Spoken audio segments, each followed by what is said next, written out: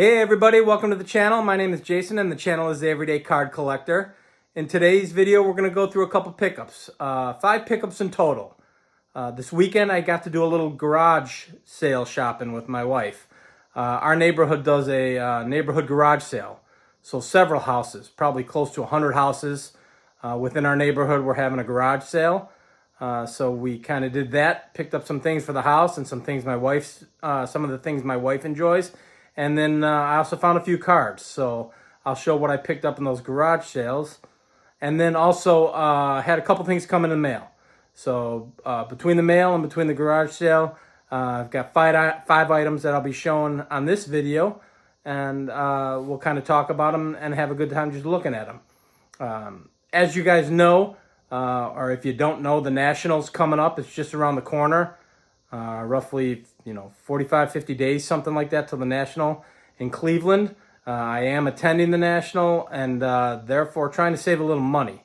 So I'm not spending a ton. So basically what you've been seeing in recent videos up until this point is just a little less expensive stuff that I still enjoy without breaking the bank, because I'm looking to pick up some cards, some bigger cards for me at the National. So that's kind of what these pickups are. They kind of fall in line with that inexpensive but fun stuff. So we'll get the camera turned around. I'll show you the pickups, the 5 pickups I made, and we'll have a good time. So let's get into it.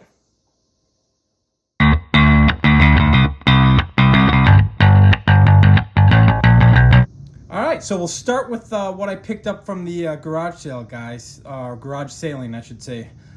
Three items total, and this stuff isn't real common stuff or stuff that I'm real familiar with.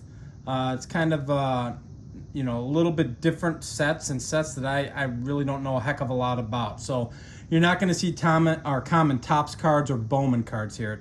It's just little stuff, little different stuff. So the first card I'm going to show is this, and they apparently these items came in these cases. This is what's called the Golden Legends of Baseball, and that's the Ty Cobb. And they're like almost like faux gold, faux or fake gold-plated cards. They come in the cases. You can see that the name is at the bottom, signed in gold, Ty Cobb. They are numbered. I just don't know what they're numbered out of. This one looks like it's 24,779. That's the number of this particular card. And when you purchased them, they were purchased in these quote-unquote screw-down cases with the black background and their signature in gold. So I picked up that guy, and then to go along with it, I picked up the Babe Ruth. And where I bought these, at this particular garage sale I bought them at, there were only 3 cards. These 2 and the other card that I bought. So this is the Golden Legends of Baseball Babe Ruth card. And I don't know a ton about them, guys. I don't think they carry a ton of value. They're just fun pieces to have. This one's numbered again, 24,432 it looks like. A little bit about the player on the back. Just cool, neat little pieces. You can see that the cases that they came in, these particular cases are pretty scratched up. So I was debating whether or not to take the cards out and put them in a one-touch, just to get them out of these scratched cases. But I do like the cases themselves with the autographs at the bottom of them, the faux autographs. So you guys, if you get a chance, comment on this video and let me know in the comments if you think I should leave them in these cases or get them into one-touches. I'm also considering trying to buff the cases out a little bit. I'm sure there's some kind of, some kind of solution or epoxy or something where you can buff clear plastic out a little bit to get scratches out. So I might go that route as well, because I do like the cases themselves. But 2 little fun pieces, just fun stuff. I will tell you this, of the 3 pieces that I'm showing you, they all came from the same sale or the same garage sale. These cards were $1 a piece. So the Babe Ruth was $1, the Ty Cobb was $1. So just fun, inexpensive stuff I never had, and these I never even heard of. So fun to add those to the collection. And then this last piece kind of coincides with what I just showed you. It is a gold card, and it's Michael Jordan. So this particular, the previous owner of these cards must have had a thing for gold cards, because these were the only 3 cards that were at the garage sale, and I bought all 3 of them. This is out of an Upper Deck set, actually, 1995 Upper Deck, and they call them the 23 karat gold trading cards. These are also numbered. These are numbered out of 50,000, which I get such a kick out of, because you know, now they're numbering stuff out of 5, 1 of 1s, 1 of 10s, 1 of 20s, and I guess back then in 95, numbering something out of 50,000 made it extra special. So for whatever reason, there's still 50,000 of them. This one happens to be number 27,117, but a cool card. He had it in its own separate case. That case was also beat up, so I kind of one-touched it.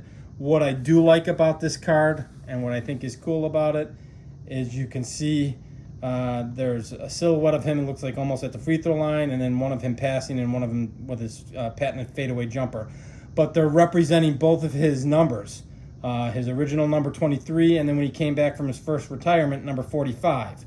And then obviously he switched back to 23 shortly after wearing 45 for a brief amount of time. But yeah, this is was produced by a major, obviously Upper Deck.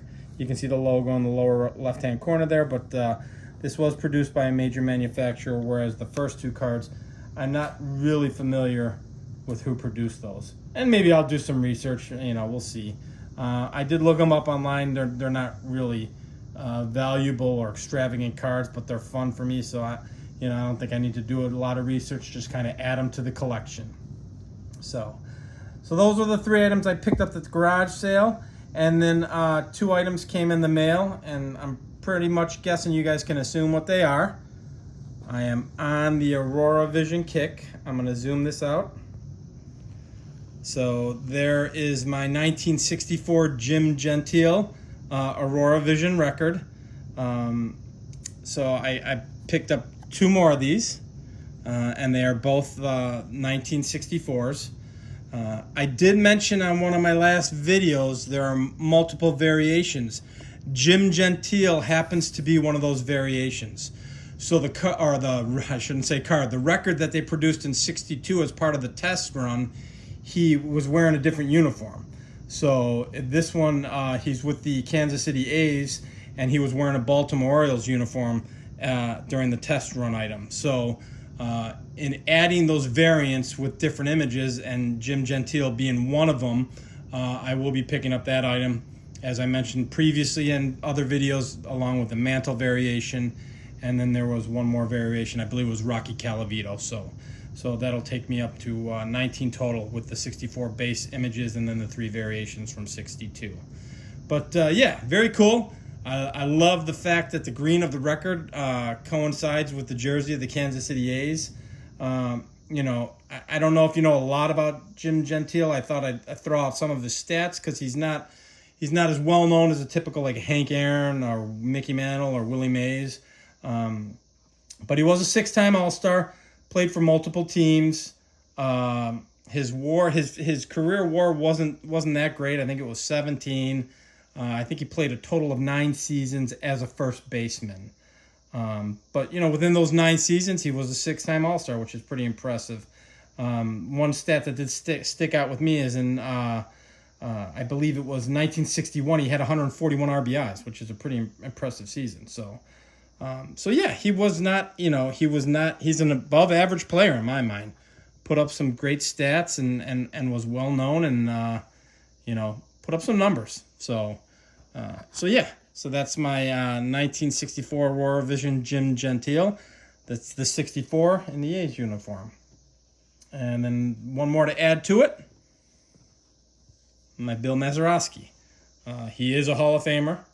For those of you who don't know, hit a very famous home run in the 1960 World Series, and just a great player, as most of you know who do collect vintage.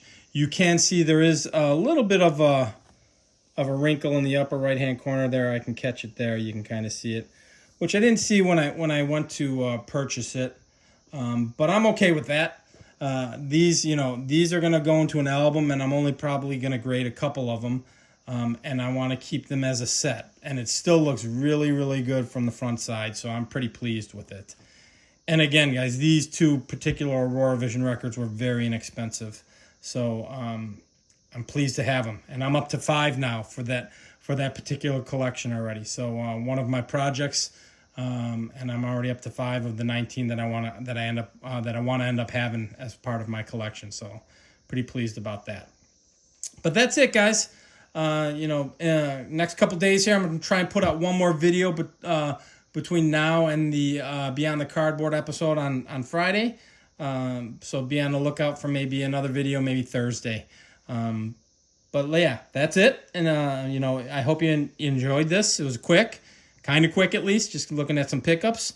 If you like and enjoy this kind of content, please feel free to like and subscribe. And until the next video, we'll talk then. Thanks, everybody. Bye-bye.